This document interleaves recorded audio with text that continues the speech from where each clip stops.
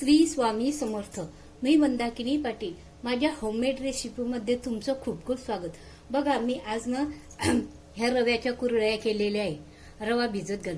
गव्हाचं कसं गहू भिजत घाला, त्याचा चिक्का काढा, तो धुवा, त्याची खूप प्रोसिजर असते.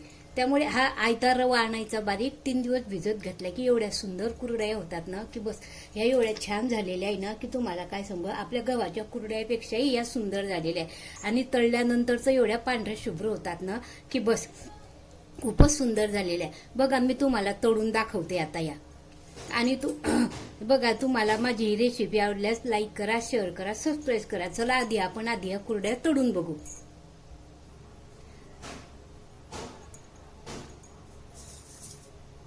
हे बघा, मी कढईमध्ये तेल तापत ठेवलेलं आहे.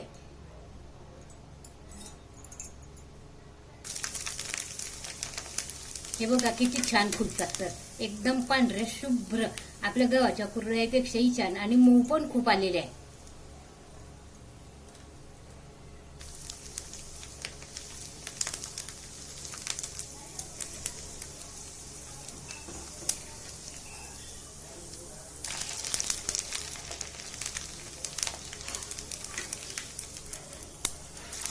अशा पटकन तळल्या जातात आणि जळत पण नाही या कुरड्या. नाही तर काही आपल्या गव्हाच्या कुरड्या तळताना किंवा तेल जास्त तापलं तर जळतात. या जळत पण नाही ना, एवढ्या सुंदर आलेल्या आहे ना की तुम्हाला काय सांगू.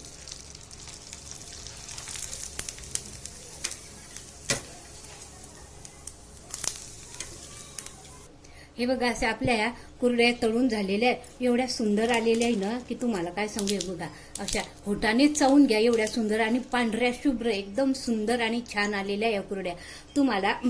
तुम्हाला माझ्या ह्या कुरड्या आवडल्यास, असं कुरड्यांची रेसिपी आवडल्यास असा शेअर करा, सबस्क्राईब करा. धन्यवाद. आणि बेल आयकॉनचं बटन दाबा, म्हणजे अशाच माझ्या नवीन व्हिडिओ मी अपलोड केले म्हणजे तुम्हाला सर्वात आधी दिसतील.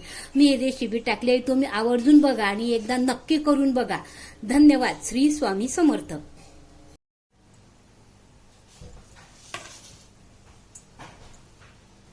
हे बघा, त्यासाठी ना मी 2 किलो रवा आणलेला आहे. हा 2 किलो रवा मी स्वच्छ करून घेतला. आता आपण याला ना 2 पाण्यानं स्वच्छ धुवून घेऊ.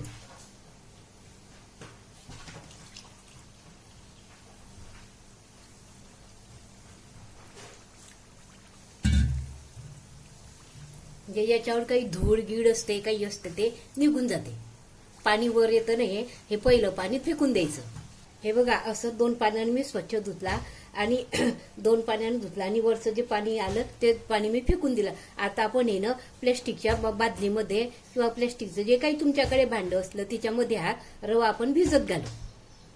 हे बघा, हा प्लॅस्टिकचं एक बादलीसारखं भांडं आहे, तिच्यामध्ये मी हा भिजत घातला आणि तिच्यामध्ये ना पाणी घालायचं,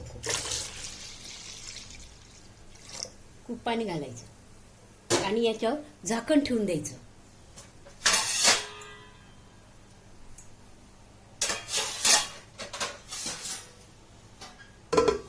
झाकण ठेवून द्यायचं. असं हे 3 दिवस ठेवायचं आणि 1 दिवसाआड याचं पाणी बदलवायचं. पुढची प्रोसिजर दाखवते मी तुम्हाला. हे बघा, ह्या रव्याच्या कुरड्या करते मी. त्या रव्याच्या कुरड्या आहे ना, तर रवा मी 3 दिवस भिजत घातलेला होता आणि त्याचा निका मी मधून दोनदा पाणी नितरवलं होतं. आणि आता हे जे करायच्या वेळेस जे पाणी आहे ना, हे पण आपण नितरून घेऊ. आणि हा रवा आहे ना, हा रव्याचा चिक आपल्या गव्हाच्या चिकासारखा निघतो, तर तो मी एकदा गाळून घेतला होता चाळणीने. तो व्हिडिओ स्लिप झाला, बंद होता, दाखवता आला नाही, पण मी तुम्हाला दाखवते. हे बघा, आपली ही गाळणी घ्यायची, कुठली एक प्रकारची बारीक सोजीची गाळणी घ्यायची आणि त्यामध्ये ना असा पातळ कापड ठेवायचा. कापड ठेवायचा आणि तो असा ज्या गाळणीमध्ये आपल्याला ज्या भांड्यामध्ये गाळायचा आहे तिच्यावर असा धरायचा आणि दुसऱ्या भांड्याने याच्यामध्ये चिक टाकत जायचा, हलवत जायचा. असा हा वस्त्रगाळ करायचा. असा मी हा चिक वस्त्रगाळ करून घेतलेला आहे. आता आपण या भांड्यावर जे हे चिकाच्या वरती हे जे निथळ पाणी आलेलं आहे ना, ते आपण नितरून घेऊ. हे बघा, ते पूर्ण पाणी मी नितरून घेतलं. आता याच्यातनं थोडं आपलं साधं पाणी टाकायचं. हे बघा, असं थोडं साधं पाणी टाकायचं आणि हा चिकाईनं चांगला हलवून घ्यायचा. हा चांगला बघा असा बसलेला असतो खाली, तो असा फोडून घ्यायचा. हे बघा, हा मी 2 किलो रवा भिजत घातलेला होता, 3 दिवस ठेवलेला होता. आणि मी हे बघा, हा भांड्यानं चीक मोजून घ्यायचा, म्हणजे आपल्याला पाणी पातेल्यामध्ये पाणी टाकायला पाहिजे. हा एवढ्या भांड्यावर हा चीक भरला. हे बघा, गॅसवर मी हे एक पातेलं ठेवलेलं आहे. त्यामध्ये आपण जेवढ्या भांड्याभर चीक भरलेला होता तेवढ्याच भांड्याभर आपण पाणी घालायचं. आणि हे पाणी चांगलं उकळायला ठेवू. आपण याच्यावर झाकण ठेवून देऊ.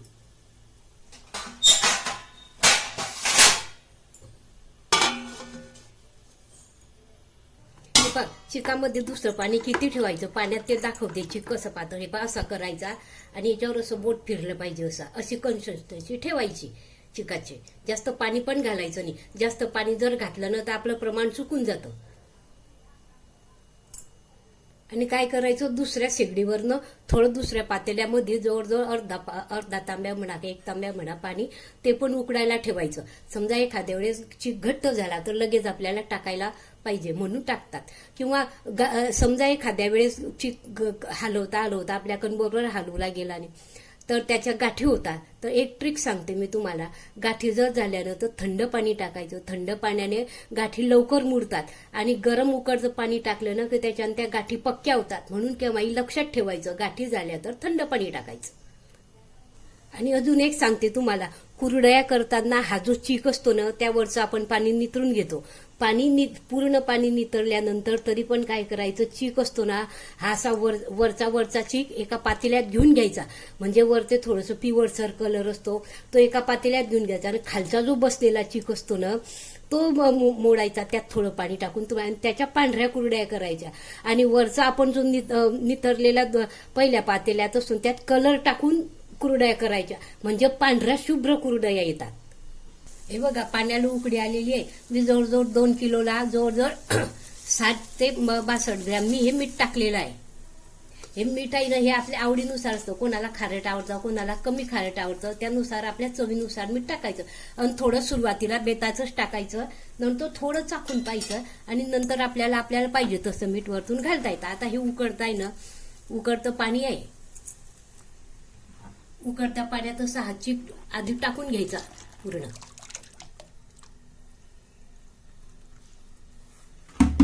आणि तो असा चांगला हलवायचा.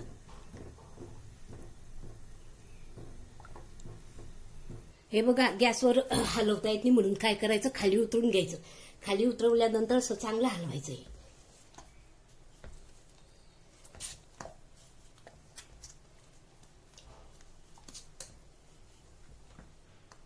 हे बघा किती छान झालेलं आहे. तर पाण्याचं प्रमाण पण योग्य झालं. आता याला आपण खाली उतरवलं. आता परत आपण याला गॅसवर ठेवून देऊ.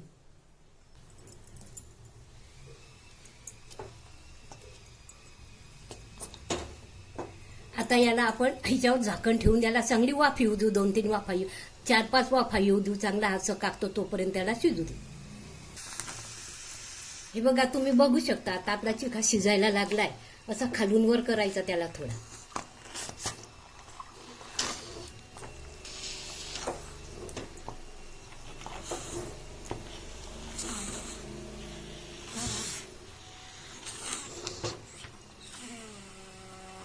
तुम्ही बघू शकता कशी छान हिच्यावर वाफ आलेली आहे. अशी वाफ आल्यानंतर हा चांगला शिजतो ना, असा खालून वर हलवून घ्यायचा.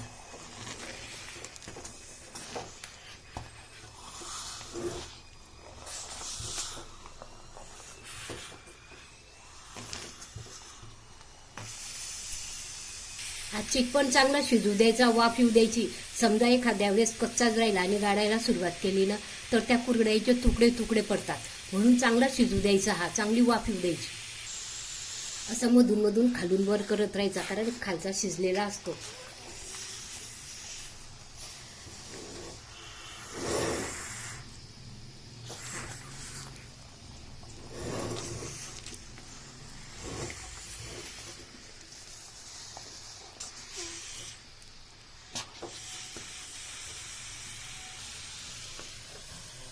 असं झाकण ठेवून द्यायचं म्हणजे वाफ खूप छान येते. हे बघा, असा आजूबाजूला असतो ना तो पण असा चांगला खरडून घ्यायचा. तो एखाद्या वेळेस कच्चा राहून जातो.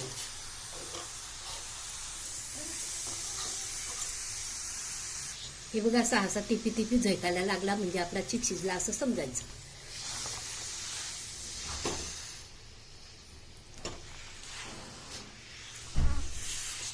असा खालून वर करायचा तो चांगला.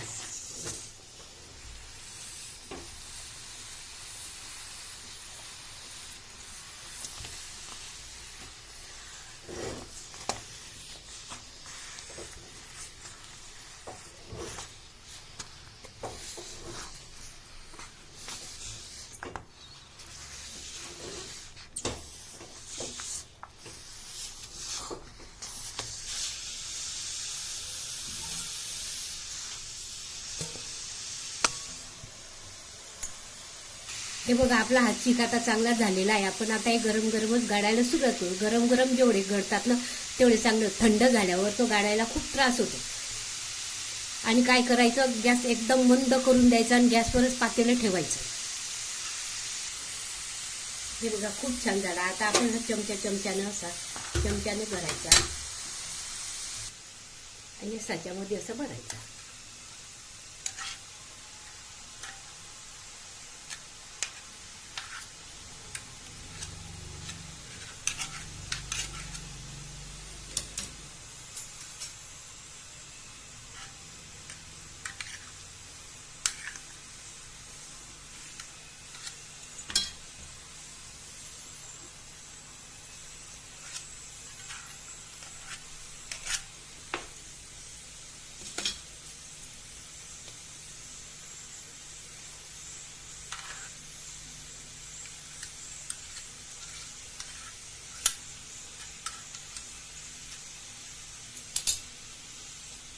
आणि जाड बारीक चपटी आपल्याला जी पाहिजे ती लावायची.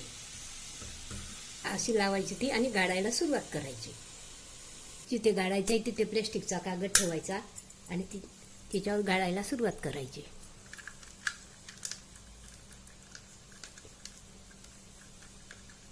लहान मोठ्या तुम्हाला जशा पाहिजे तशा गाळू शकता तुम्ही.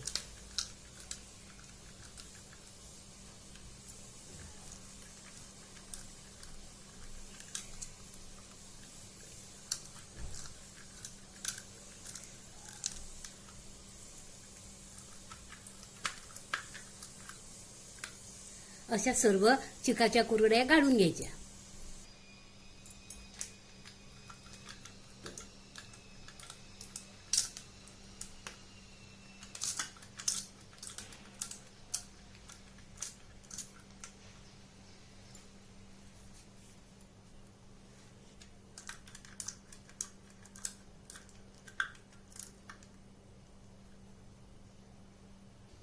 बघा अशा या संपूर्ण कुरडया गाळून घ्यायच्या. हे बघा